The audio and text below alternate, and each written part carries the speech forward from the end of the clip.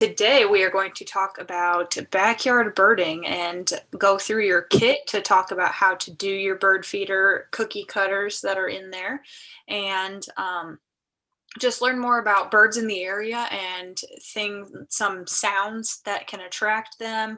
We're going to look at some photos and then talk about starting your bird journal, well, your field journal, which will help you take notes and start recording all the things when it comes to being a birder or a bird watcher. So I am Isabella Sexton. I am the summer intern for Sherburne County 4-H. And my name is Danielle Ganji, and I am the extension educator for Sherburne County 4-H. And we're happy that you guys have signed on to join us today and learn some more about birds.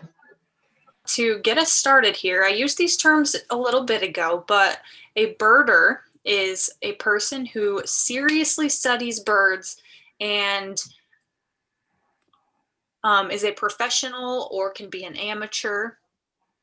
And birding is kind of the act of studying birds as a hobby. So if I'm going birding, I could be outside once a day just searching for specific birds. And then a bird watcher is a kind of a vague term that describes a person who watches birds for any reason. So a bird watcher could be someone that just sits on their porch and observes the birds. How about you guys tell us your name and then which of the above you would say you were if you are one, and then what your favorite bird is. I'll go first just to kind of give you an idea. So I would say I'm a bird watcher. I don't do it necessarily as a hobby, and I'm certainly not a professional, but I like to watch the birds in my backyard and at our feeder. And I would say my favorite bird, that's a tough one, but probably owls. I think they're pretty cool. And I used to work somewhere where we had an owl named Stella, and she was really awesome. So, owl. Well, I think I'm gonna be a bird watcher. If I was a bird studier, I would be a bird watcher because I love watching the birds. And what is my favorite bird is actually, I think it's the chickadee, maybe. I like those too. So maybe I want to be a bird watcher because I like watching birds. And my favorite birds are robin and the blue jay. That's awesome. I would consider myself a bird watcher. I've never really been into birds, but this lesson has heightened my knowledge for that and piqued my interest. My favorite bird is probably a cardinal because there is some strong symbolism within cardinals that perhaps whenever a cardinal arrives on your doorstep or whenever you see one, it could be a loved one who has passed away and that they're visiting you to check in. So cardinals are my favorite. I am going to take the lead on explaining your kit, which is that brown paper bag that you both have. And we're going to talk a little bit about, what came in those kits and how you can go about creating your bird feeder and your little ornament. So each of you should have the kit packet attached to the bag, and that will have just a description about, like this slide says, what it is, why it matters, and then it should have your informational guide as to how to make your cookie cutter bird feeder ornament. Open that up and go ahead and grab out the Ziploc bag of bird seed that you should have in there. So in there is a variety of seeds that attract birds in this area. It's kind of a general combination of corn kernels and sunflower seeds and other grains that they put into this big mix. And you will use that along with the little packet of gelatin that should be in there if you want to pull out both of those things. You'll want to start by setting out all your materials on kind of a clean area, and then make sure that you have a parent or a guardian's supervision as you go through the process of making this bird feeder, as it requires using a stove. You will take, I think, a cup of water, and the packet, you will bring that to a simmer on your stove in a saucepan. I don't have the materials to show you, but I'm going to talk you through it as best as possible. And if you have any questions at all, you just let us know, okay? So you'll take a saucepan, you will simmer 1 cup of water, and this is all wrote out on that instructional guide. And then once it's simmering, you will pour your gelatin packet in there and stir it, but then you want to let it cool for a little bit. But what this gelatin is? It kind of acts as a glue. So when you mix that with the water and you let it cool, and then you mix that with your bird seed, it will make it so it's kind of all sticky together, and then you'll press it into the cookie cutter, and then it'll dry. Have you guys ever had Jell-O before? Yeah, it's kind of like Jell-O. It is kind of like Jell-O. Yep. Yeah, Gelatin. it's kind of hard, but Yep. I know a snack that you just mix stuff with gelatin and flavors, and you just have a big blob, and you can eat it. Exactly. Gelatin is what's used to make Jell-O, and when you mix it together, like Bella said, it'll get thick, and when it dries, it'll harden up so that it will keep your bird seed all together. Yeah, so once you put that simmering, that not entirely hot water, you let it cool a little bit, you add in your gelatin, you mix it all together, and so it's all dissolved and looks just like a clear liquid. You will take that and mix it in with your bird seed. Start out with kind of 3/4 of the bag, and if you think that it needs more, you can add more to it, but you should probably use all the bird seed. That should match up. So you'll mix that in, and then you're going to want to take your parchment paper like you showed us you had earlier. You're going to want to lay that down on a cookie sheet or just on a plate, and you're going to take your cookie cutter and set it right onto the plate or on the parchment paper, and then you're going to take half of that birdseed mixture and be super careful and take spoonfuls and pack it into the bottom of that cookie cutter. And then you should have string in there too, if I remember correctly. Is there string in your bags? Yeah. Awesome. So you're going to want to fold that into a loop and press it into the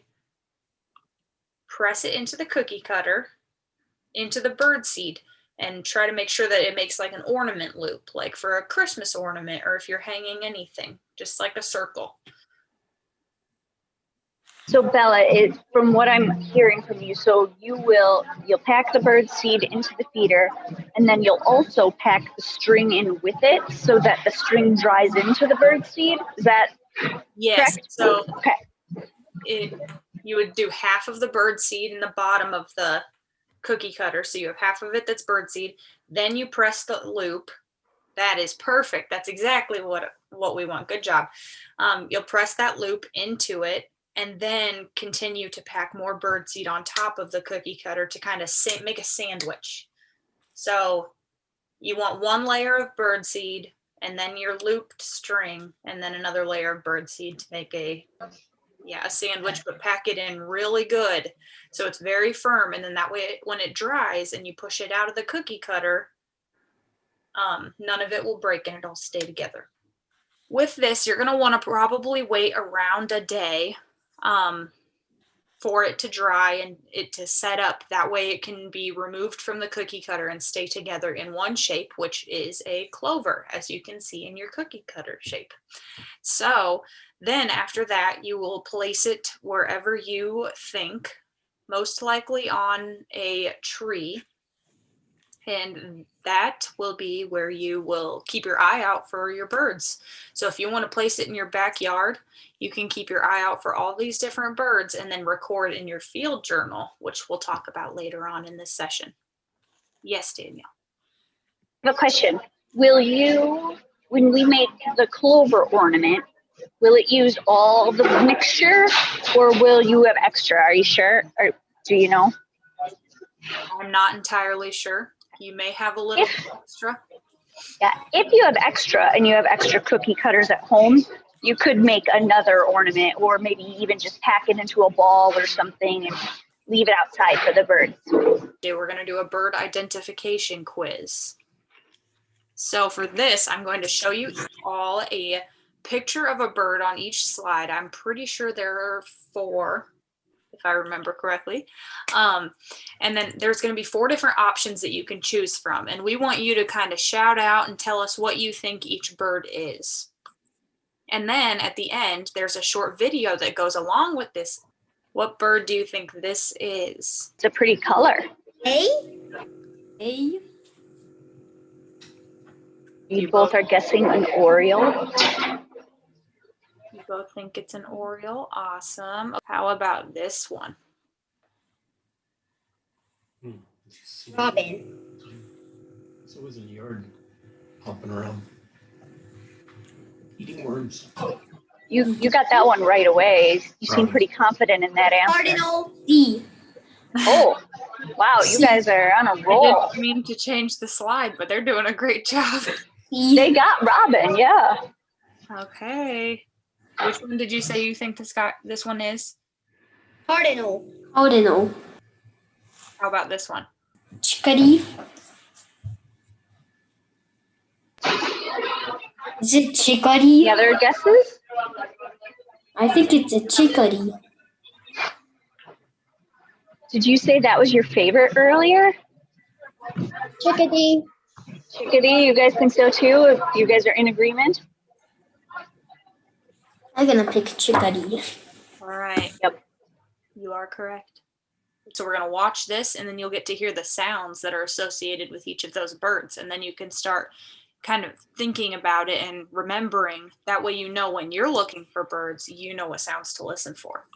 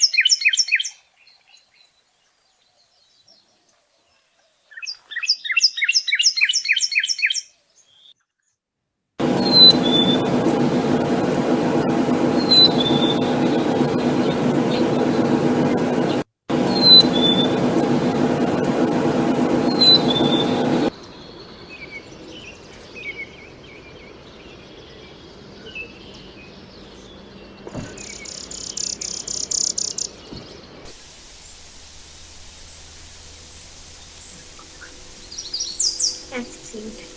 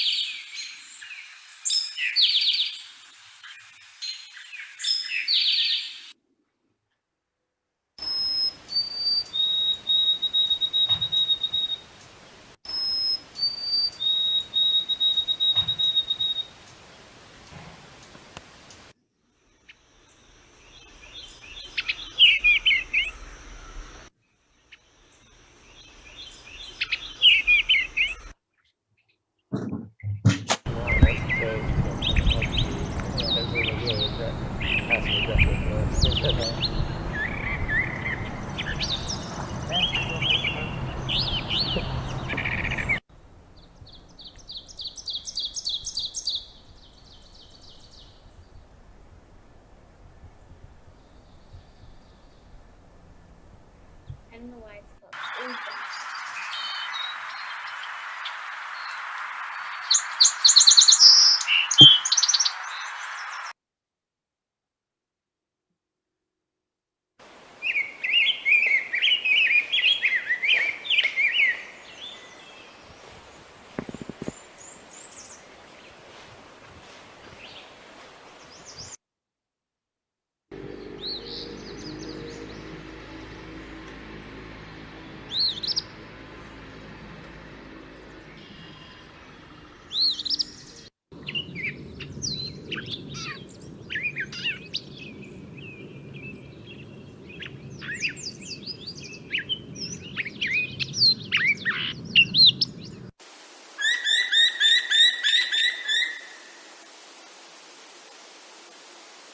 I didn't know that was crazy. After reviewing the different types of birds you could see around the Minnesota area, or you could possibly hear, and going through our kit overview, in your kits, you should have a little notebook. Yes, awesome. That's the one. So in these notebooks, lots of birders and bird watching hobbyists and people who study birds use a field journal to record the date that they spot a certain bird. They look up the species name and will record it in their field journal, and then recording the environment that they found the bird in. So if it's your backyard, you would say, possibly if you have trees around and that was where you saw the bird, you would say a shady area, or specifically just say my backyard, and then record kind of what the weather was like that certain day. So that can kind of give you more details into when you saw this bird. And then you will want to record their appearance and their behavior, like how long they were around and what they looked like at that point in time. And then you can write down the sounds that they make. And then, because if you don't know the species name, you could take all these notes that you record from when you hear and see this bird and do research later. And then you want to record any extra notes you have. And then if you have your just a pencil or even colored pencils, you could sketch the bird, and that could help you in the future when you want to look back on these notes and learn more about that type of bird, or learn about where they came from and more history on that, and be an avid birder. Right, because like Bella said, if you see a cool bird but you don't know its name or what species it is, if you have all these notes, then you can take that home with you, do a little research to determine the species later. So a lot of bird watchers and things like that, they have lots of notes that they take so that they know, get to learn more about the species. And also, if they're searching for that type of bird again, by learning the conditions in when they found it, you might be more likely to see it again sometime. Now that you've learned about what's in your kit and a little bit about some local birds, how are you feeling about beginning your backyard birding adventure? So pick a bird that kind of most identifies with how you're feeling about how to get started with birding. Right now, I think I'm feeling like a bee, like let's go. I think I'm an E because I'm just trying to get standby and get ready. Personally, I think I would describe myself as I right now. Learning about bird calling, or I guess F too, F or I. Learning about bird calling was very interesting to me, and now I feel like I should just go stand on my porch and call birds. So I think it's H because it has a flower on its head, so I think it's no time to do funny stuff and go bird watching. Serious business, right?